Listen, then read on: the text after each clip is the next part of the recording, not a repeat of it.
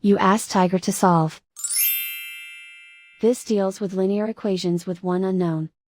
The final result is x equals 22. Let's solve it step by step. Group all constants on the right side of the equation. Add 23 to both sides. Simplify the arithmetic.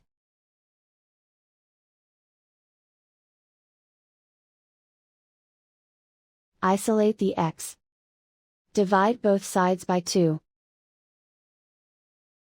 Simplify the fraction. Find the greatest common factor of the numerator and denominator. Factor out and cancel the greatest common factor. And so the final result is x equals 22.